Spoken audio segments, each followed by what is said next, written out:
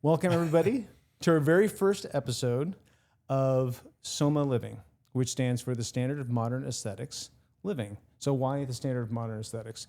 Well, that is the brand of everything we do here, which is plastic surgery, med spa, longevity, and everything else. So the bottom line is we are rolling it all up into one big concept, which isn't just the practice, but also how this applies to living better in general. Yes. And, we're plastic surgeons, but this is not going to be a plastic surgery podcast.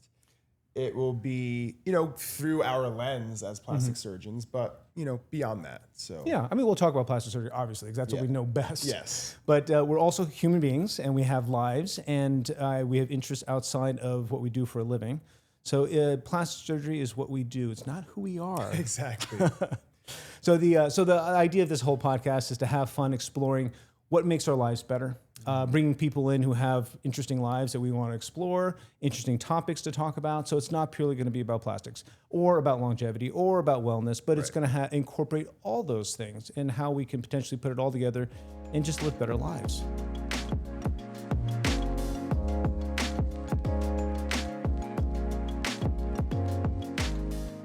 So I am Dr. Leif Rogers. I am a board-certified plastic surgeon. I trained a number of years ago. I've been out for over 20 years now. I can't believe it's been that long. And I've built up this big practice, and I brought in... I am Dr. Walter Joseph, also a plastic surgeon. So we are the two surgeons part of this practice. And we both trained at the same residency program, and that's how we were eventually connected. And we'll get a little more into that. But I did my fellowship out here in Los Angeles, and then I stayed and joined Dr. Rogers and this great practice.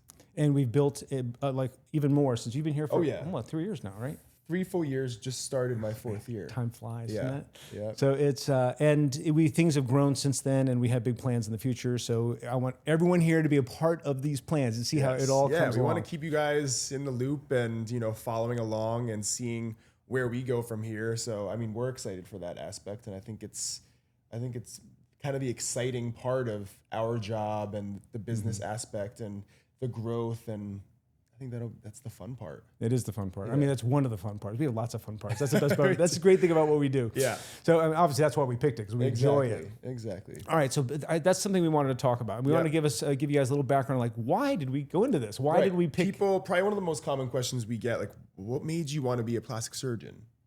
Yeah, well, okay. I'll tell you my story first. What made you want to be a plastic surgeon, Dr. Rogers? So, all right. So my story starts a long, long time ago in a galaxy far away. I'm kidding. So I was, as a kid, I was very artistic. Yeah. Always very artistic. Loved to draw. Loved to do all that kind of sculpt, everything. And but I was also sort of mechanically minded. I loved to figure out how things worked. I have this one very quick story, kind of offshoot. I remember I had this little Daisy BB gun, and I one day decided I wanted to open it up, see how it worked. And when I did that, everything went boing and fell apart. So I sat there. Exploded. Yeah. So I sat there and figured out how to put it all back together and got it working again. So that's just like that was really early in my life. And you remember that. Very distinctly. Very distinctly. I was very proud of myself. I got it working again. Yeah. Just like that, the mechanism and like the innards. And it's like, how does this go with this? Where's the sprinkler? I've never seen the inside of a BB gun before. Yeah. In any case, so I've always been, again, very artistic. And another quick story, my mom saw me watching this. It was like a Discovery type of show from a million years ago. But some lady wanted to look like Cleopatra. She was literally having plastic surgery to look like Cleopatra. And she said I was glued to the TV screen. I was like... she's like, what are you watching? And I was like, I'm going to do that someday. Really? I vaguely remember this. So my life, where to go from there? I mean, I was really into the art. And then as I got older, of course, socializing girls, all that kind of stuff happens, just like for most teenagers. Yeah. And then sports too. Yeah. So those things kind of took over my life. And the art kind of took a back seat. But I knew it was always going to come back. Sure. And my parents were kind of pushing me down the road towards medicine. And of course, as a teenager, I rebelled and I wanted to do architecture. Yeah. But then when I got to college and started taking a couple of those classes, I'm like, this is boring. This is not what I want to do. So, of course, back to the science side, which I enjoyed. Yeah. When I went to med school, I applied. In my letter, I said I wanted to do orthopedics because I love the mechanical aspect, the putting things back together, like the little BB gun. And I thought I was going to do that. But in that same the personal statement, I did say, and maybe plastic surgery. Yeah. So it was always there. And then as the training went along in med school and the more we saw in the clinical stuff, I realized that ortho's fun, but to me, I felt like once I got good at that one thing, and I mean, you see these orthopedic surgeons, like they're the knee guy, the hip guy. Knees I'm all like, day long. Right. Hips I'm like, all day long. I just thought I'd get bored. Yeah. I'd feel like I was just a factory, like a mill. And I could be wrong. I mean, there's a lot of great orthopedic surgeons out there who love what they do, and I maybe have it totally wrong, but that was my impression. Yeah. And so plastics was like endless. Yeah. I mean, you have this huge wound you have to close. You have this thing to fix. And then now it's just the reconstructive stuff. Yeah. And then the whole cosmetic was a whole nother world. Yeah. So I'm like, I'll never be bored doing this. Yeah. And college you did where? Oh, so college I did at the University of Rochester. Yep. And then I went to Columbia for medical school. Right. And then I did my general surgeries there. I did a year of research in a cellular lab. We did like tissue engineering stuff. Yep. For a year, and then I did 3 years of general surgery, and then another year at Carnegie Mellon tissue engineering, and then 2 years of plastics at Pitt, where we cross, and then when I went back to New York, I did a cosmetic fellowship at Lenox Hill with like time at Manhattan Eye and Ear Hospital. So all like the I don't know, they're not necessarily the fathers of, because plastic surgery's been around for a while, but these are the big names that our generation grew up with. So I got to see how they do things. Yeah, that's great. And so we're actually both from the East Coast. So you are from Chappaqua, New York. Yes. Westchester County. Yes. I am from Bergen County, New Jersey, which is the northeast corner of New Jersey. So kind of catty corner to each other. We were probably like 40 miles away from each other. Yeah. So so how did I kind of get into all of this? So I remember always being fascinated by science. Like even in high school, like I loved bio. I loved like the frog dissection and, all that stuff. I was just fascinated by anatomy. Yeah. And at that point, I was definitely kind of thinking med school. But for me, it was kind of interesting because my dad was a contractor. My dad was in construction. My mom was in education. Neither of my parents had graduated from college. So, no one in medicine in my family. So I was definitely kind of the black sheep in terms of thinking about a professional school.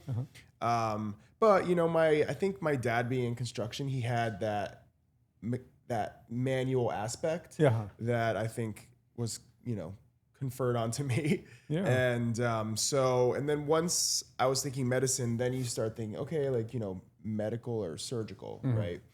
And actually, when I was in college, I went to Lehigh University in Eastern Pennsylvania. And then when I was in college, I went in for pre-med. I was like a neuroscience major.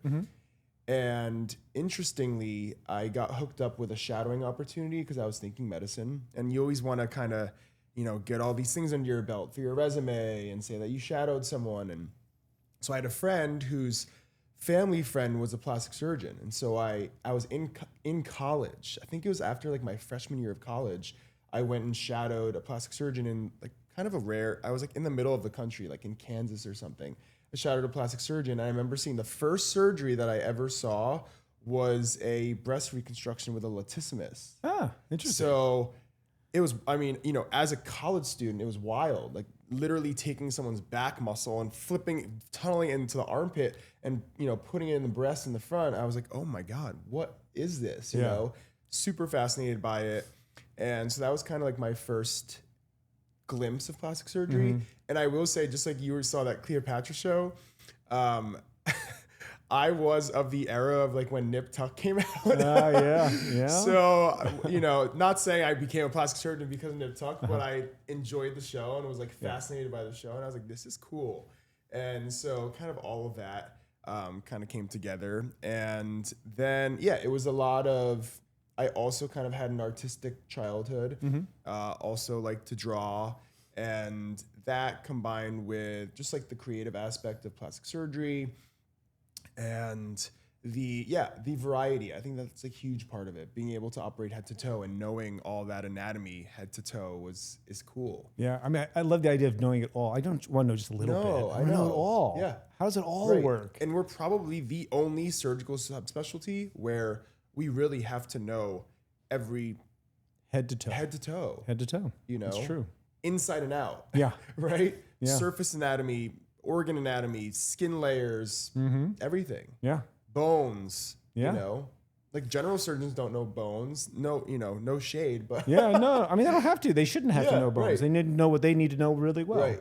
Yeah. Having said that, though, I don't think I'd want to do any bowel surgery these days. Yeah, It's been years since I've had to do that kind of stuff. staying out of the abdomen. Yeah. Yeah. And then also, we've talked about this before, but I liked that my patients were healthy in general. I liked that my patients were excited to come see me. You know, not many times you have patients like excited to go to the doctor, but people like going to the plastic surgeon, their plastic surgeon, and you really develop a relationship with them.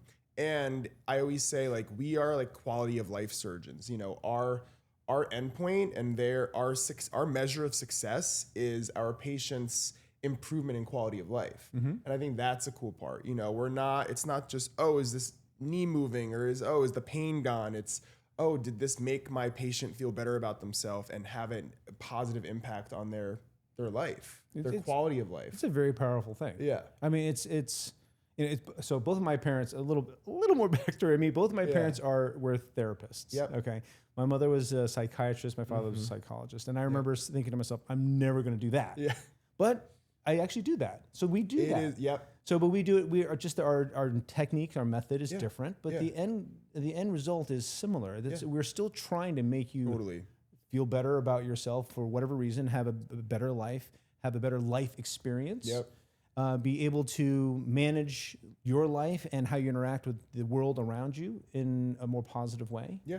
And I think we succeed most of the time. Yeah. This is why it's so addictive. Yeah, and people call plastic surgeons the surgeon psychologist or the surgeon therapist too. And it not only are we making a physical change, but the goal is to make a change inside as well. Yeah, you know, and that's where the psychological aspect comes in. And a lot of what we do, we're screening for things from the moment we meet you, right? Like we're trying to kind of parse out, like, you know, are you doing this for the right reason? Are you is this the type of person that's going to be happy, or are they kind of never going to be happy? And so we try to, you know, suss out those things. Yeah. And also to clarify for the soundbite, when I said it's addictive for us. Yeah. Oh, yeah. I mean, it can be addictive for patients too. The patient too. And so you got to be careful. Right. But for us, it's addictive because you get that high of making someone's life better, and they come in with a big smile on their face. Oh my gosh, yeah. You know, so it's it's a very nice thing. I always tell my patients, like or whoever, when someone asks me like, what's my favorite part of our job? Yeah. Like our gratification, my gratification comes out of like when my patients are happy. Like if you have an unhappy patient, it's miserable. Yes, right? But the happy patients outweigh all of the you know, not so happy patients. And the happy patients are the ones that keep us coming back. Yeah, absolutely. And I think that's what we crave. I mean, and you have to measure all these things in life. I mean, obviously you don't want to be such a people pleaser. You do whatever they ask for because that's not smart. Yeah. They want our professional. So the idea is, you know, what can we deliver? And can we actually do what they're asking for? Does it make sense to do it? Is it safe to do it? I mean, all these things. So this is one thing. This is why you really do want to go to somebody has experience and has done this for not just has good training, but also had a little bit of experience under the belt, because it takes time to figure this stuff out. Yep. And everyone's different, and you have to be able to read people to some extent to know. Sometimes you have to know better than they know. Yeah. I mean, you always know better, at least from the medical point, but you actually have to know what it is that's going to make them happy. Yeah. And I think the other challenging part the hardest part of our job, aside from dealing with the patient psychology, is dealing with the patient physiology. So what do I mean by that? So we can deliver a beautiful surgery and a beautiful on-table result, but we are now at the mercy of that patient's protoplasm and their physiology now is responsible for healing them and getting them to their final result. And we no longer have control over that. Yeah. And a lot of that that's the experience part.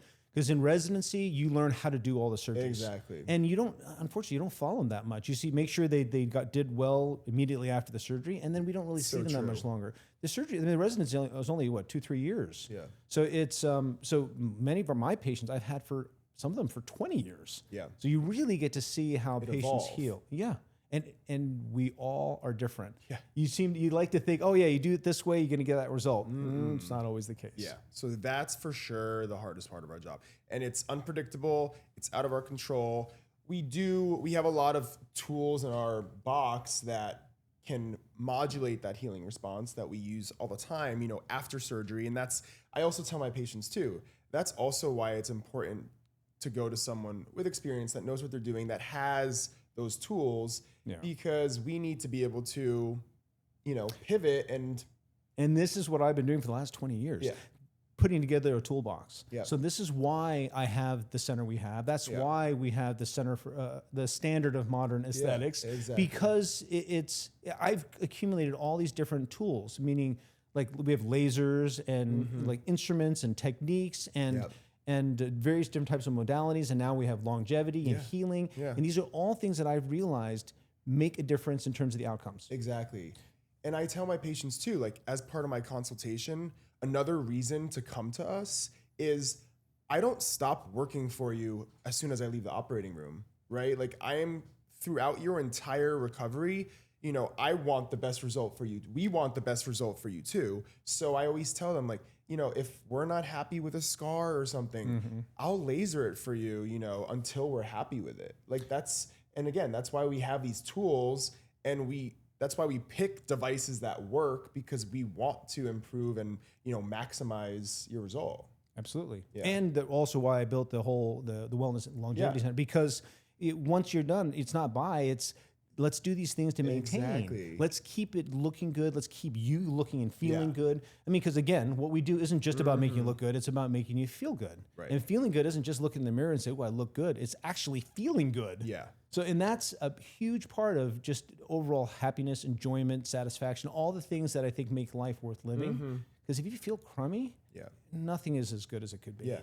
And in that same vein, I always talk to my patients about like maintenance. When people come in and they have surgery, I always stress that this is not like a one and done thing. You've made this investment, often a pretty substantial investment, just like buying a nice car. You need to maintain that car.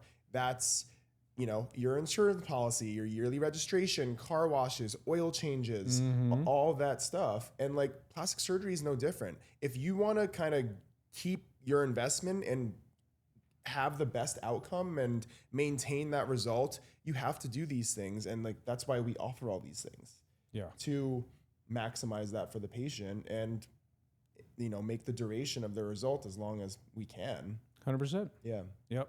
So as we mentioned, we both did our plastic surgery training at the University of Pittsburgh. So we both had a little bit of a different route. You started initially in general surgery, right, and then hopped into plastics. So there are classically two different tracks for plastic surgery training. One is doing general surgery first, and then then doing a plastic surgery additional residency, or kind of a plastic surgery fellowship. Usually that fellowship is around 3 years. Nowadays, there's also a newer track. It's called the integrated residency track, where it's right out of medical school, you apply to plastic surgery residency, and that's 6 years of an integrated curriculum.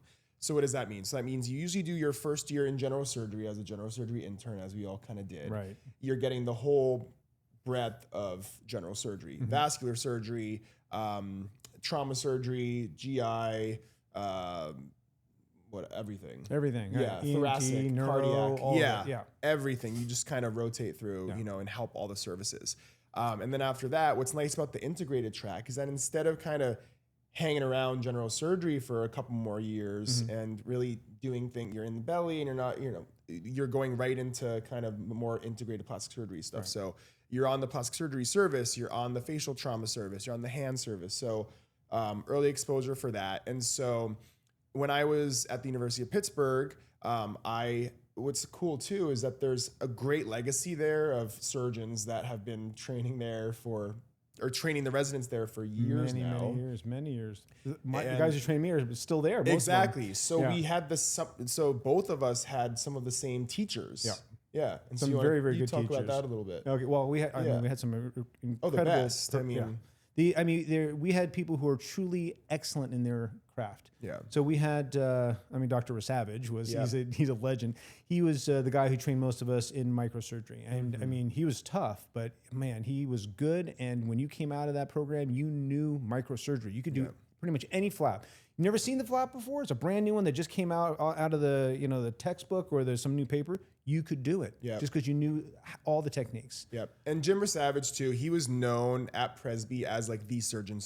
Yeah. You know, and that's like plastic surgeons kind of have that nickname to be the surgeon. That means that, you know, other surgeons call on us when they have a difficult problem, and we can kind of help them navigate and problem solve through these different issues. And Dr. Savage was like the epitome of that.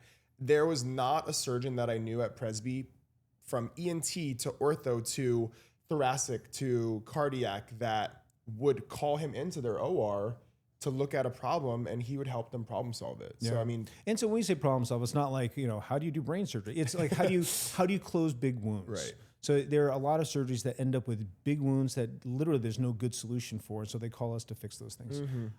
Another one that really made a big impact on me was Mike White. yes. So Mike White is a walking textbook. I mean, this guy, I have not met a man who has as much plastic surgery knowledge in his head. Right. Some of which we wonder like how it even got there. So he's an amazing mentor. Phenomenal surgeon, amazing person in general. Yeah. Really involved. I remember even when I was a resident, he's really involved in the arts and the music scene in Pittsburgh, and he was just so immersed like in the culture of the city, but then also just was obsessed with plastic surgery as well. And so he was a really balanced, he's like a Renaissance man. Yeah.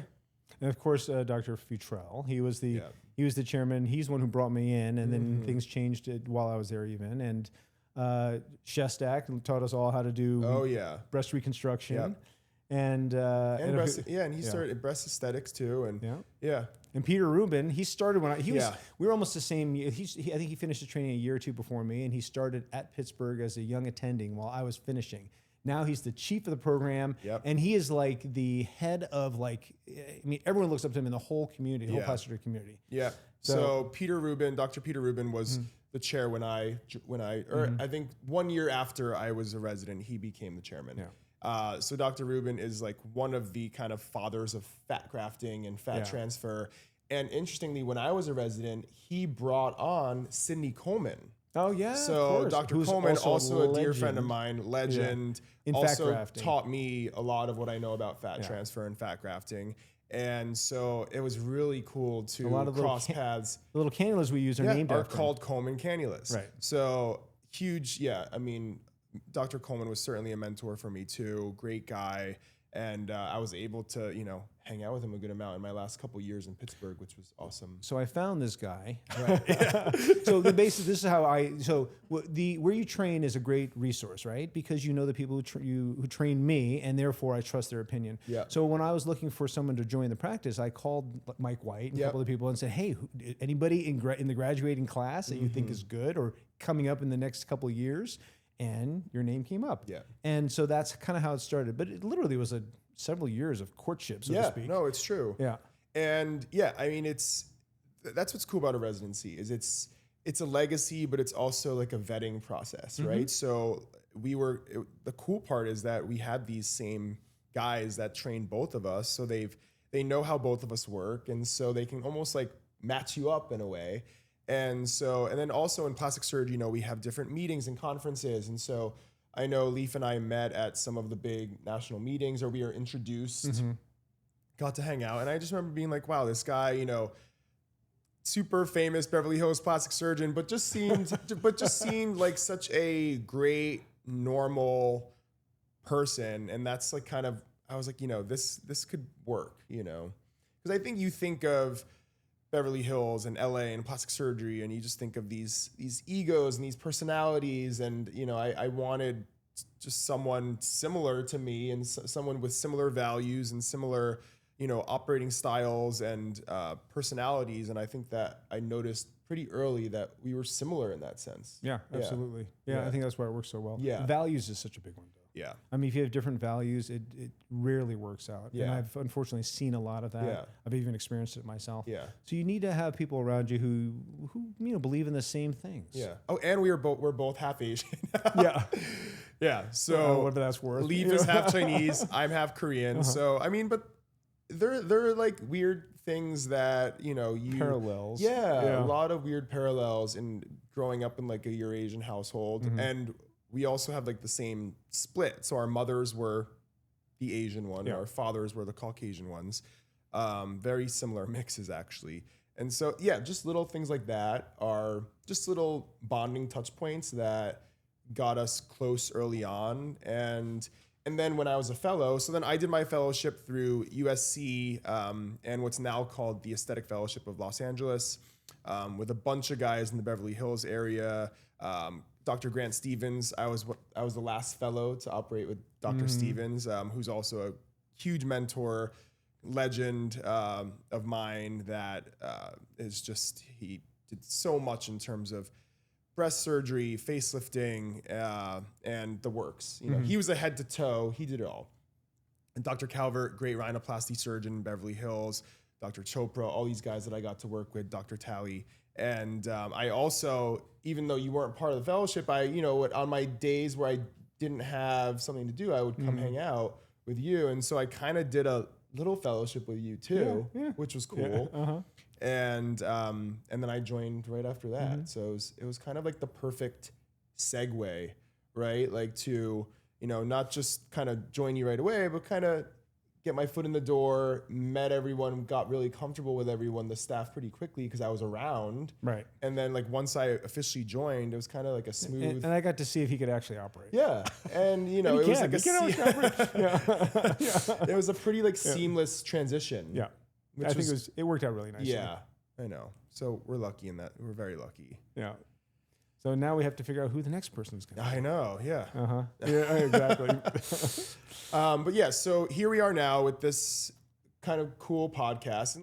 So again, what is the name of this podcast? It is SOMA Living, which stands for the Standard of Modern Aesthetics Living. Yeah. And we want this to not only be about what, things that we're interested in, but we want to hear what you guys are interested, how we can help, extend our knowledge and expertise in any way we can. But we really want it to be a whole breadth of topics that range from plastic surgery to wellness to fitness and family and all things that matter to us and how they work in your guys' lives too. Yeah, and then honestly, you tell us what matters to you. And we're happy to talk about all kinds of things. And this is not just for us to dump information or to educate you. This whole thing is also to educate us. Yeah. We want to experience as much as we can, grow as much as we can, learn as much as we can.